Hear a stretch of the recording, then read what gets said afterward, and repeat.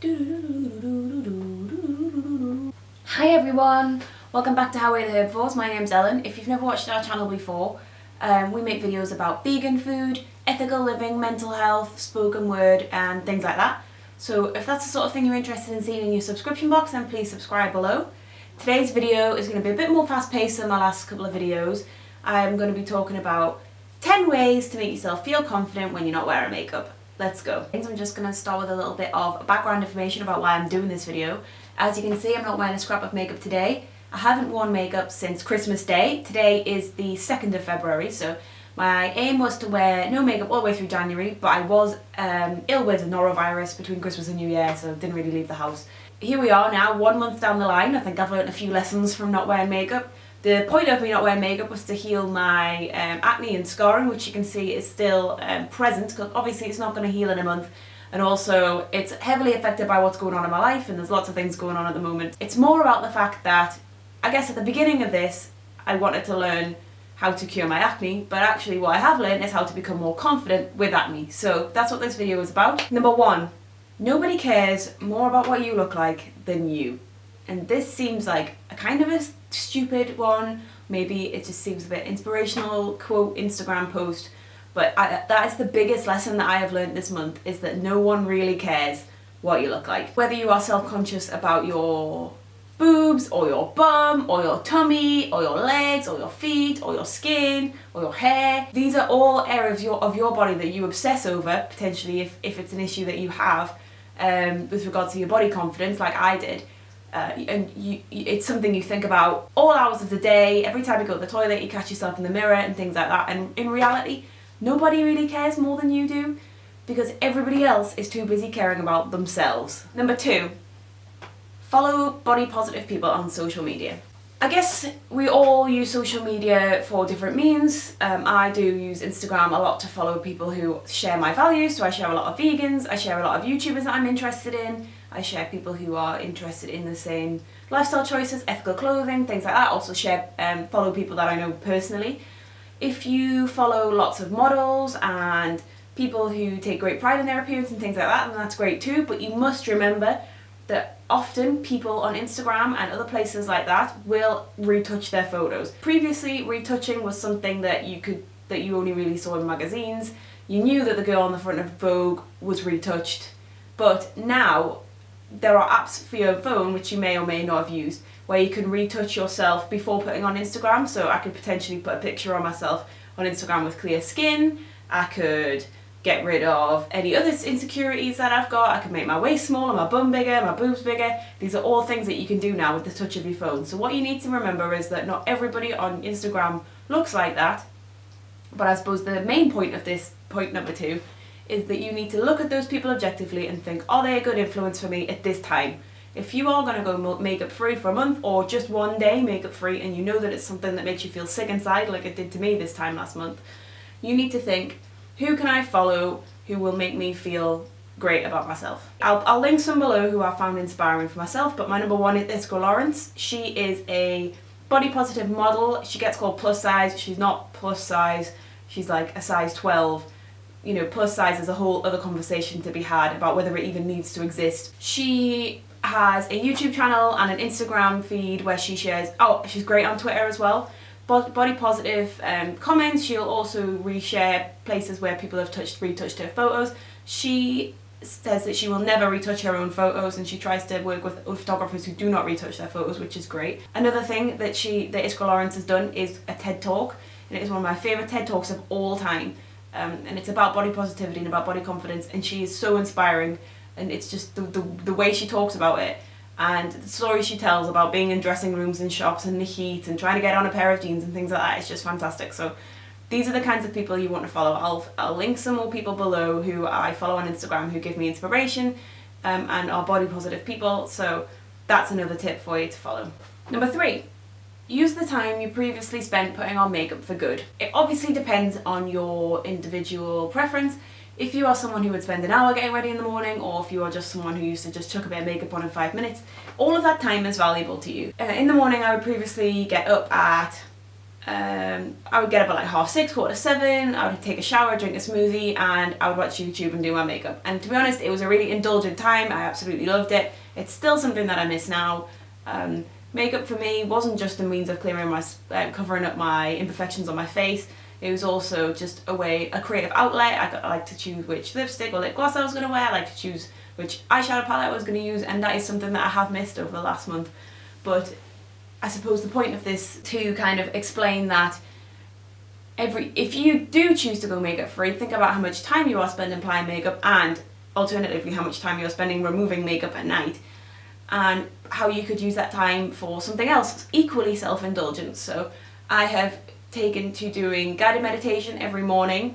There are apps that you can use like Headspace and Calm. I personally there's a YouTube channel called The Honest Guys, I'll link that below. That's my favourite source of guided meditations, just because they are strongly visually led, and they do all sorts of awesome things, and the guy's voice is really nice. And to be honest, I've watched a lot of guided meditation videos over the last couple of years, and if someone's just not quite got the right voice, it can affect the whole mood of the video. Yeah, I would highly recommend that. Sometimes I get up and do some yoga, so I subscribe to Yoga with Adrienne, who I'll also link below, and she's got some really short yoga videos if it's not something that you have got much time for. You can read a book. Depending on which book I'm reading at the time, I'm sometimes so hooked on the book that I will wake up in the morning and spend the first half an hour reading it. It helps me wake up, it helps me get ready for the day, but it means that I don't have to immediately jump out of bed. Number 4. Use more time on your other areas of your appearance that you feel are lacking. If this is a bit more of a superficial one, and you can completely disregard it if it's not something that you're interested in, but I suppose my point here is that just because you're not wearing makeup on your face, it doesn't mean you can't spend time doing your hair, it doesn't mean you can't spend time on your clothes. Obviously, in this instance, I am wearing an Adventure Time t-shirt, so I'm not really following my own advice here, because this t-shirt is my favourite t-shirt at the moment, so I'm not really wearing anything glam or anything like that. Just because you are not wearing makeup, it doesn't mean that you can't do your hair nice, it doesn't mean you can't wear your favourite outfit, and to be honest, all those things are going to give you extra confidence to make yourself feel great about not wearing makeup. Number 5. So as you know, I only use vegan and cruelty-free products, so I've got some examples of some of my favourite products here today. So I always use these organic cotton cloths, muslin cloths. This one's from Eco Tools. It's not that clean at the moment because it's really hard to get the mascara stains and things like that out of them when I do wear mascara. But I used to use face cloths, but then I started using the organic cotton cloths, and they're much more gentle. On a daytime, I will wear this Pacifica Cactus and Kale Oil-Free Renewal Lotion. Pacifica is a completely vegan and cruelty-free brand. You can get them in Tesco in the UK, in the massive Tesco's, and you can also get them in Holland & Barrett. I've nearly finished this now, and it is really, really nice. It does have a rose scent again, which isn't my favourite, but it is great, and I have actually worn this under makeup before, and it's fine. Before I apply that, I will put on the Body Shop Vitamin E oil, which I've had for a long time, and the first couple of times I used it, I just really didn't get on with it, but I think I was using too much. So you only need a couple of drops. It has got a dropper. You need a couple of drops, and this goes pretty well under makeup actually. I would put that on, and then maybe the moisturiser after that if I was to wear makeup, but at the same time if I'm not, then I can apply a bit more of the oil. And it helps to really hydrate your skin, because you are going outside, if you're wearing no makeup, you're going outside in the harsh weather, especially if you live somewhere like I live where the weather's quite cold and windy and wet. You're going outside in the harsh weather and your face is just getting battered all day, so it's really important that you take care of your skin in the morning and not just at night. So at night, I tend to gravitate towards Sukin, which is an Australian brand. Again, vegan and cruelty free. This is one of my favourite products ever from them. I've got about half left. This was about £22, but it has lasted ages. And it is organic rosehip oil, which I saw was really recommended for scarring and discoloration of your skin. I only really ever use this one at night because it is a bit more kind of oily than the vitamin E. So I tend to just wear this at night, and I will pair that with the Calming Night Cream for sensitive skin, which is also from Sukin. This is another glass tub, and you get loads for the product, for the price, sorry. I think this is between £15 and £20, so it's not like, it doesn't cost the earth, as it says on the packet. It's not, it's not crazy prices, it's not cheap, but it is completely organic, and it's got no nasties in it either. So with regards to if you're looking to move your skincare over to vegan, cruelty-free, but also a lot more natural products, and you're worried about what's in the products that you're currently buying from the supermarket or Boots, whatever, Sukin is great, and it's also available in Boots, so I would highly, highly recommend. And the last way that I treat my skin is with face masks, so I tend to do them maybe once a week. I've already talked a lot about FOMO, which is the jelly face mask from Lush. I tend to use that around the outside of my face, so it will be the areas where I have really sensitive skin, so my cheeks, my jawline, maybe down my neck and my forehead, and then areas like my nose and my chin, which do need exfoliating, but I don't want to give the same kind of level of exfoliation to my you know, tender areas where I do have spots as I do on my nose where the pores are quite larger.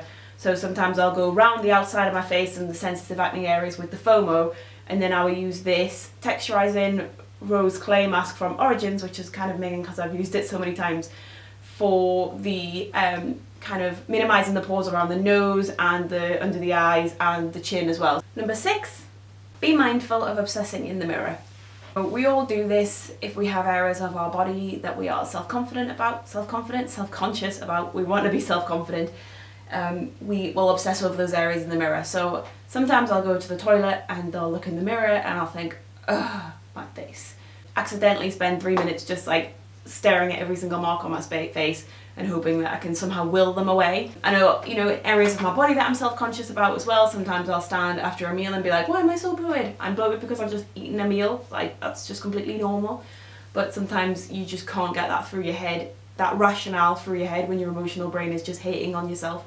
This is the kind of thing that I think you need to be mindful of.